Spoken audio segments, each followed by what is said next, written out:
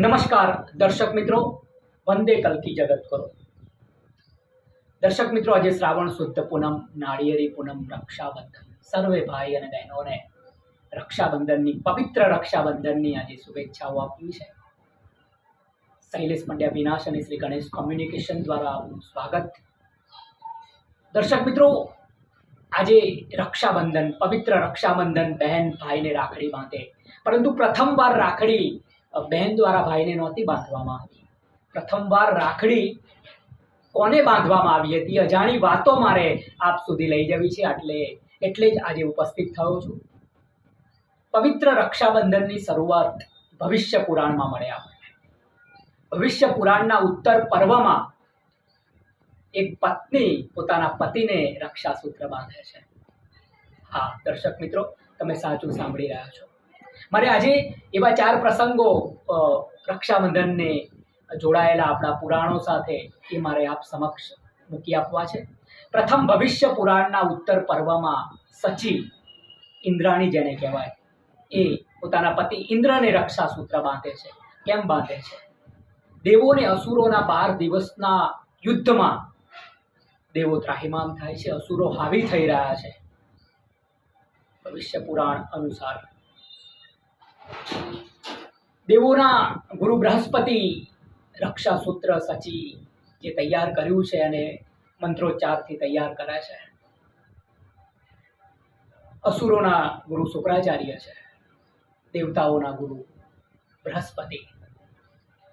અને સચી પછી રક્ષાસૂત્ર જમણા હાથમાં ઇન્દ્રદેવને બાંધે છે. અને પછી ઇન્દ્રદેવ અસુરો પર વિજય મેળવે છે અને એમનું રાજ્ય પાછું મેળવે છે. આ ભવિષ્ય પુરાણમાં આપણને ઉલ્લેખ મળે. પ્રથમ પત્ની દ્વારા પતિને રક્ષાસૂત્ર બાંધવામાં આવે છે. દર્શક મિત્રો, આ રક્ષાસૂત્ર પ્રથમવાર પતિ દ્વારા ભવિષ્ય પુરાણ અનુસાર આપણને કથા મળે ઉત્તર પર્વમાં. સચી ઇન્દ્રાણી ઇન્દ્રદેવને બાંધે છે. હવે બીજી કથા જોવી છે. આ તો થઈ દેવલોકની વાત. હવે પૃથ્વીલોકની વાત કરીએ તો મહાભારત કાળમાં, દ્રાપર યુગમાં કુરુક્ષેત્રનો સમય છે. યુધિષ્ઠિર ચિંતાગ્રસ્ત થયા છે. હવે ચિંતાગ્રસ્ત પાંડવો થાય એટલે કોની તરફ દ્રષ્ટિ જાય? તો શ્રી કૃષ્ણ કાળિયા ઠાકર તરફ દ્રષ્ટિ જાય અને શ્રી કૃષ્ણને મળે છે. કૃષ્ણ ભગવાન કહે છે કે તમારી ચિંતા સાચી છે. કુરુક્ષેત્રમાં કૌરવોના પક્ષે યોદ્ધાઓ અને સૈનિક બળ વધારે છે. યુધિષ્ઠિર ચિંતાતુર છે કે મારા ભાઈઓને હું કઈ રીતે બચાવી શકીશ, અમારા યોદ્ધાઓને. શ્રી કૃષ્ણ સાથે પરામર્શ કરે છે અને શ્રી કૃષ્ણ કહે છે કે દ્રૌપદી અને કુંતી માતા દ્વારા દરેકને રક્ષાસૂત્ર બાંધવામાં આવે. અને દ્રૌપદી જે પાંડવોની પત્ની અને કુંતા જે પાંડવોની માતા, એ સૌને રક્ષાસૂત્ર બાંધે છે જમણા હાથ ઉપર. એ દિવસે પણ શ્રાવણી પૂનમ હતી. અને અભિમન્યુ ચક્રવ્યૂહમાં કુંતા અભિમન્યુને બાંધે અમર રાખડી રે. આ આપણને પૃથ્વીલોકની દ્રાપર કાળની આપણને આ વાત મળે. અને જ્યાં સુધી કુંતા માતાનું રક્ષાસૂત્ર હાથમાં છે ત્યાં સુધી અભિમન્યુનો કોઈ વાળ વાંકો કરી શકતો નહોતો. અને મહાભારત અનુસાર પરમાત્મા પછી એ ધનુષ્યના પ્રતંચા પર પણ એ રાખડી બંધાવે છે. ત્યાં સુધી અભિમન્યુનો જીવ નહોતો જતો. અને આખી વાત છે, એ વાતમાં આપણે પડવું નથી અત્યારે. રક્ષાબંધન અંતર્ગત મારે ત્રીજી વાત આપને કરવી છે. યમુના અને યમરાજ બંને ભાઈ બહેન છે. ખબર છે તમને? યમરાજ જે માણસોના જીવને લેવા માટે આવે છે. યમરાજના બેન યમુના નદી જે છે એ સૂર્યદેવના બંને સંતાનો યમુના અને યમરાજ. યમરાજ એમના કામમાં વ્યસ્ત છે. યમુના બેનને મળી શકતા નથી. એ બેનને ભાઈની ચિંતા થાય છે. અને પછી ખાસ્સા સમય બાદ યમરાજ યમુનાના ત્યાં આવે છે. એટલે બેન આગતા સ્વાગતા કરે છે, જમાડે છે સુંદર રીતે. અને પછી જમણા હાથે રક્ષાસૂત્ર બહુ પ્રેમપૂર્વક બાંધે છે. એટલે યમરાજ ખુશ થાય છે કે મારી બેન, એટલે કે બેન તું વરદાન માંગ, તને આજે હું એક વરદાન આપું. એટલે યમુના કહે છે કે આજના દિવસે, એટલે શ્રાવણ સુધી પૂનમના દિવસે જે ભાઈ બહેન પાસે રાખડી બંધાવા આવશે એમને અકાલ મૃત્યુ નહીં થાય. ક્યારે?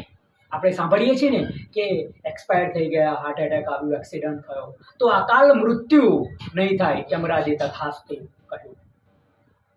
એટલે યમુના એ કહ્યું કે તમે જેમ મારી પાસે રાખડી બંધાવવા આવ્યા, એમ જે ભાઈ બેન પાસે રાખડી બંધાવવા જશે એનું અકાલ મૃત્યુ નહીં થાય. અને યમરાજ જે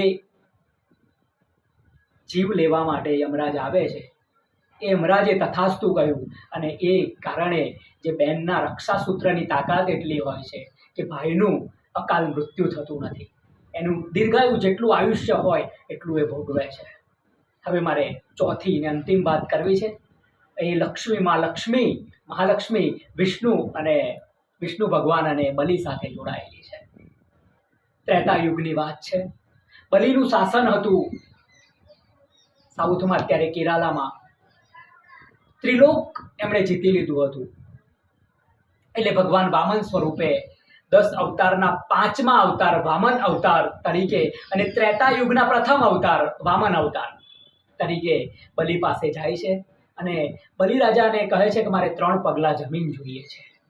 એટલે બલિરાજા કહે છે કે તમે વામન સ્વરૂપે છો, તમારે જે જગ્યાએ જમીન જોઈતી હોય ત્યાં તમારો પગ મૂકો. આ તો વામન છે. એ વિરાટ સ્વરૂપ ધારણ કરે છે ને એક પગમાં તો આખી પૃથ્વી માપી લે છે, બીજા પગમાં આકાશ અને એ સ્વર્ગલોક માપી લે છે. હવે ત્રીજો પગ બલિને પૂછે છે હું ક્યાં મૂકું? એટલે બલિ પણ એટલો જ મહાન દાનવીર, એટલે પોતાનું મસ્તક ધરે છે. હે પરમાત્મા, હવે મારા માથા સિવાય કોઈ જગ્યા બાકી રહી નથી, મારા શરીર સિવાય. અને પરમાત્મા એમનો ત્રીજો પગ એના માથા પર મૂકે છે અને બલિ પાતાળ લોકમાં પહોંચી જાય છે. પણ પરમાત્મા એની દાનની અને એમની પુણ્યશાળી આત્માની, કારણ કે બલિ તો અસુર રાજા હતા, પણ એમની આ દાનની વૃત્તિ અને પુણ્યાત્મા જોઈને વિષ્ણુ ભગવાન સાથે જ વરદાન આપે છે કે જાઓ તમે પાતાળ લોકના રાજા બનો. અને એ પાતાળ લોકમાં બલિ રાજા બને છે. હવે બલિને ફરી વિષ્ણુ ભગવાન કહે છે હું તમારી ભક્તિથી પ્રસન્ન થયો છું, તમારી દાનની વૃત્તિથી, તમે બીજું વરદાન માગો. બલિ તરત જ એક ક્ષણનો વિચાર કર્યા વગર માગે છે કે પાતાળ લોકના પહેરેદાર તમે બનો, હે વિષ્ણુ ભગવાન. અને વિષ્ણુ ભગવાન તથાસ્તુ કહીને વૈકુંઠ ધામ છોડીને પાતાળ લોકમાં એ બલિના પહેરેદાર ચોકીદાર બનીને ત્યાં રહે છે. બલિ કહે છે કે આપણે જોડે રહીશું.